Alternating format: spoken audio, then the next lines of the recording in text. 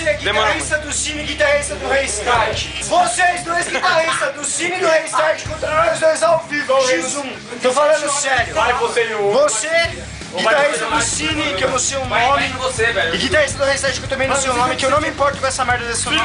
Eu quero tirar X1 com vocês dois, Já falou, mano. X1 de dupla. É 2x2, é 2x2. Quero tirar X1 com você, guitarrista do Cine, filha da puta. Chico de filha da puta mesmo, filha da puta.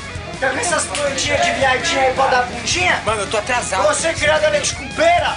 Ó, um montinho. A docis pela melhor de geladeira? Pega essa porra dessa guitarra e enfia no teu cu. Tô falando sério, X1 ao vivo. Vocês não duram 5 minutos de X1 comigo, seus filha da puta. Ah, fala o filha da puta assim, filha da puta. Filho da puta. Corno, Filho da puta. desgraçado, Demo, viadinho.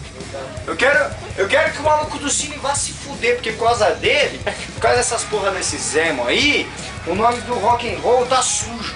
Esses emo viadinhos, são todos viadinhos, seus emo.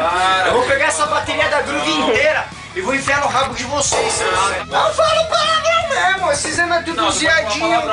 Agora, a roupa que os emos usam, usa umas calças brilhantes. Bate a luz do sol nessas calças, deixa nós cego, mano. Você é louco, velho. Essas calças verde fluorescente. Pra que usa verde fluorescente? Seguinte, pra todos os emos que tem bandinha famosinha aí só porque as menininhas gostam, que tem uma Gibson.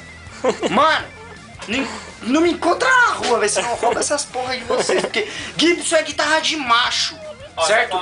Gibson, foda-se.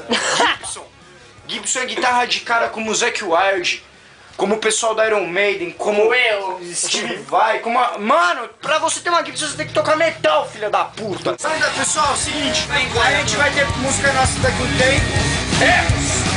Se prepare.